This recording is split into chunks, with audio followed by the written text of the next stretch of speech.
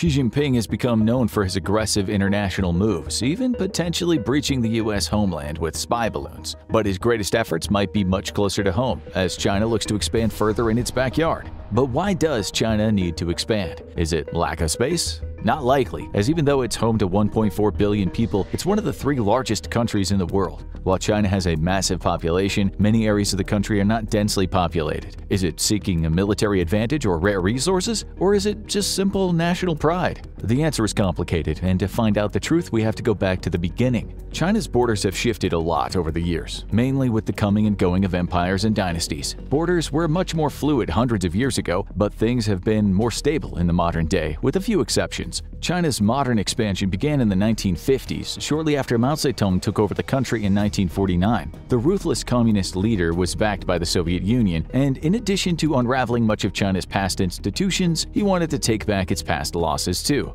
starting with one massive region in China's southwest. Tibet isn't just a key region bordering Nepal and India, it's the highest region on Earth, with most of it containing the Himalayan mountains, including parts of Mount Everest, the highest point on Earth. During the 7th century and beyond, Tibet was an empire in its own right, but after it fell, the region frequently fell under Chinese rule. Tibet gained its independence again in 1913, but at the time the Chinese government didn't recognize the country as an independent territory. This continued until 1951, when the People's Republic of China marched in and annexed the country. Tibet maintained some autonomy until 1959, when a failed uprising by Tibetan independence activists was crushed and the government was dissolved, with the country's religious leader, the Dalai Lama, also being exiled. And China has not loosened its grip since. While the oppression of the native Tibetans has lessened slightly since its peak, the Buddhist religion is still suppressed in the region. For a long time in the 1980s and beyond, Free Tibet was a common rallying cry of protesters, but China showed no interest in giving concessions,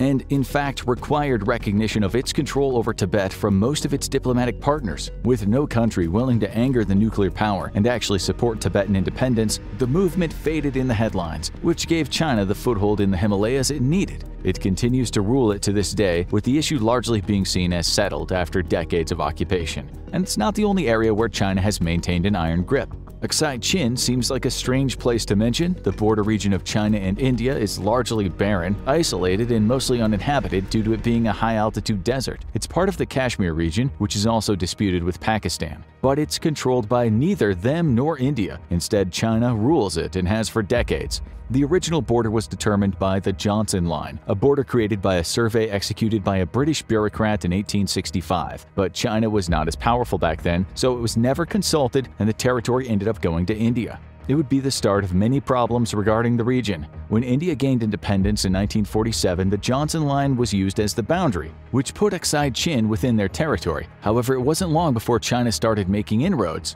The People's Republic of China soon constructed a massive road connecting Tibet and the region of Shanxing well within the Johnson Line. This was a rare case where annexation didn't come with the firing of shots. China simply marched into the isolated region of another country's territory and started building, waiting for their intrusion to be discovered. And when it was, they were ready. India only found out about the isolated road in 1957, and tensions skyrocketed. Over the next few years, clashes turned into major conflict, culminating in the Sino-Indian War of 1962. This was a short one-month war that turned the constant skirmishes between the two countries into a full war, and ended in a Chinese victory, as China took the territory it wanted and then unilaterally declared a ceasefire. Aksai Chin was the major Chinese gain in the war, and while India still considers it illegally annexed, no one has any intention of starting a war over it, although border skirmishes do continue. But why is this swath of inhospitable land so critical to China? Well, if you ask the spokespeople of the People's Republic, they'll tell you quite the story. According to them, Aksai Chin is a key part of the ancient Chinese Empire, and controlling it is a critical point of Chinese pride. Of course, this is mostly nonsense. The stories they reference come from an era where borders were far less clearly defined, and their claim to the region isn't backed up by many modern sources.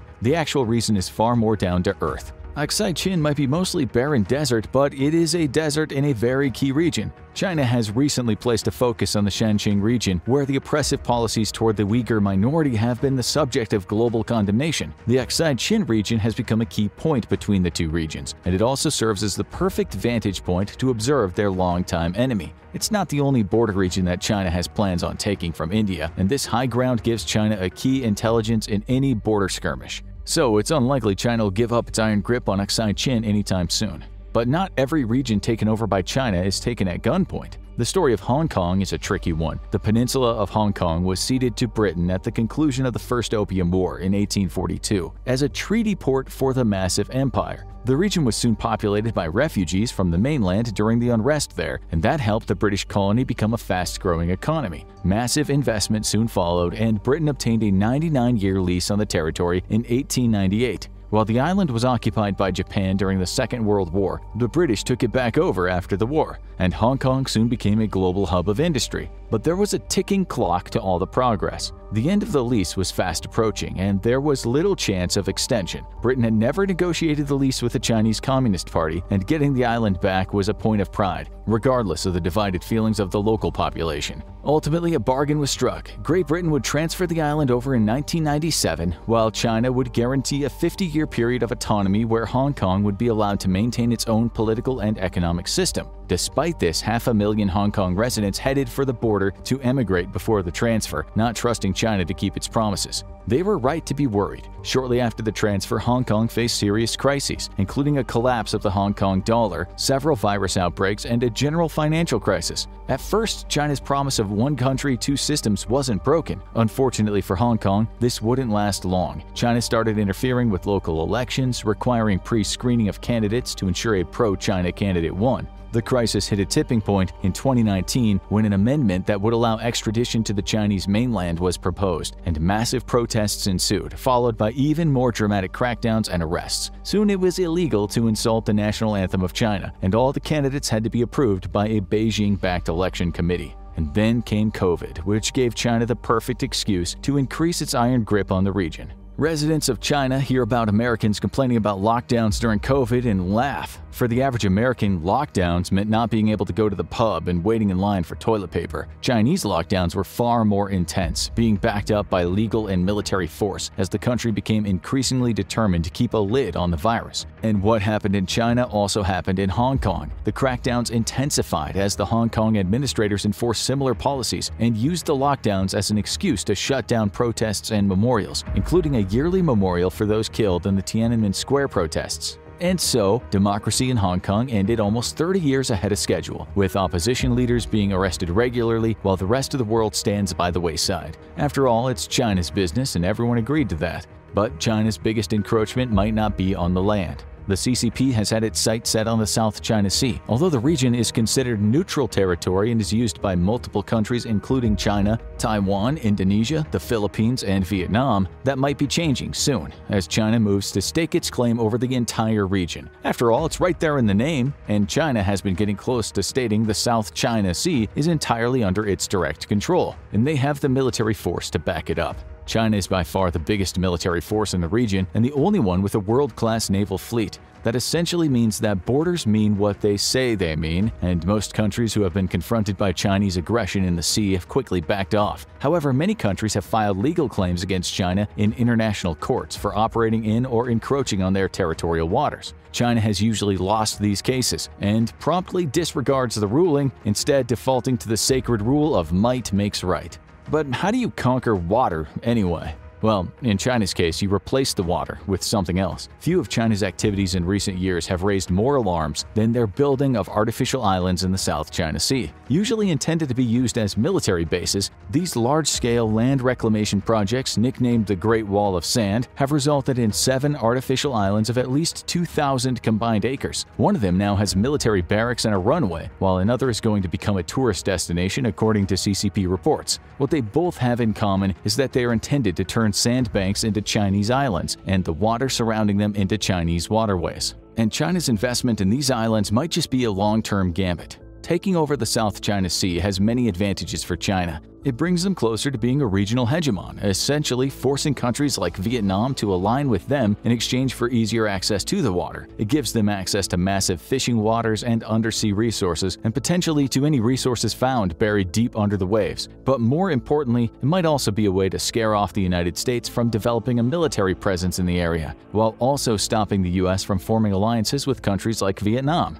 And that might be key in China's other potential conquests. China's done a good job at securing its past conquests. No one seriously challenged control over Tibet or Aksai Chin in decades. Hong Kong is legally accepted Chinese territory, and no country is willing to risk a war over sand barriers in the South China Sea. But Xi Jinping looks at his map eagerly and sees there's still areas that belong within China's borders. The only question is, when will it be time to make the move and potentially risk a large-scale war? And the first area in his sights belongs to an old rival. While Aksai Chin was ceded to the Chinese, the same can't be said for another main disputed region of the India-China border. Arunachal Pradesh borders Bhutan and Myanmar, but most of its border is within the Tibet Autonomous Region of China, and that 1,129-kilometer stretch is heavily contested. The region has a population of over 1 million people, and a large part of it is claimed by China. Even though China captured the territory during the Sino-Indian War, it retreated from the region during the ceasefire, but has never given up its claim.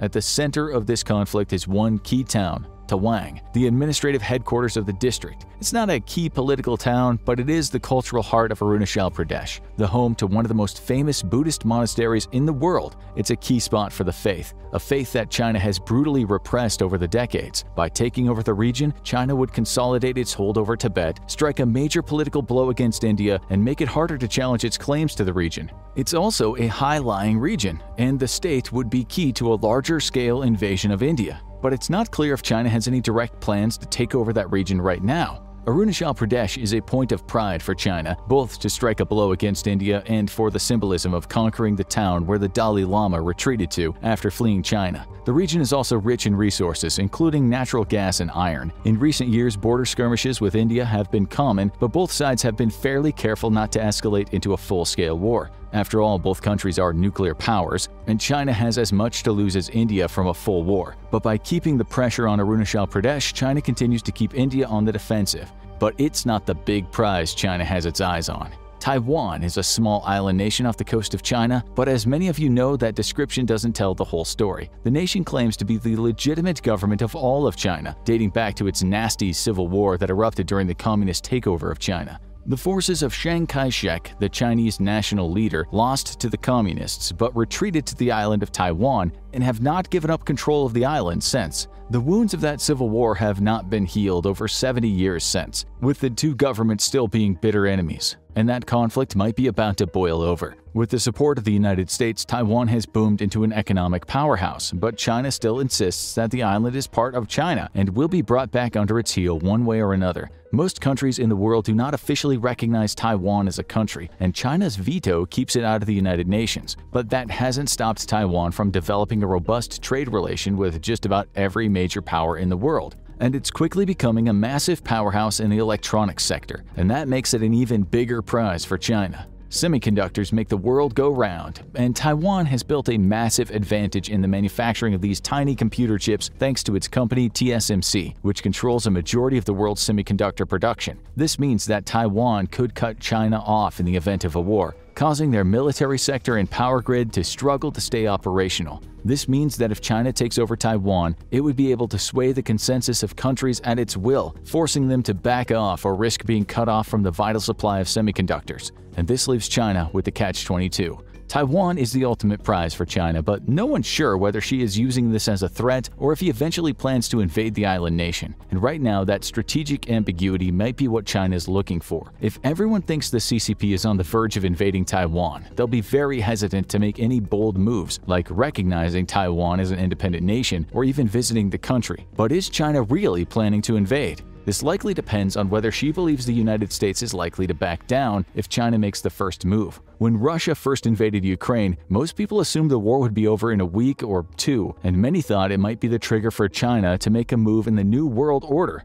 Then, NATO weapons flooded into Ukraine, Russia's army started to look like a paper tiger, and everything changed. Right now, China is keeping its cards close to its chest, but a larger issue remains. Does China actually need to expand? The answer is yes, but not for the reason you might think. China isn't short on space, and one case gives that away. There's one region that borders China and has close ties to the region, and yet is not the subject of any threats or border skirmishes. That would be Mongolia, the most barren country landlocked between China and Russia. The 18th largest nation in the world, but with a population of only 3.2 million, it's an enormous plot of real estate. So why isn't China interested? It's because of the location. Mongolia's biggest protection is the fact that it's sandwiched between two great powers rivaling the United States. China and Russia would no doubt like to claim some of the other's territory, but both are careful not to pick a fight with one of their few allies, so Mongolia essentially serves as a buffer zone between them, guaranteeing protection from both. This leaves the sparsely populated nation free to develop its own culture and become a far-flung tourist destination for adventurous types. So China needs to expand,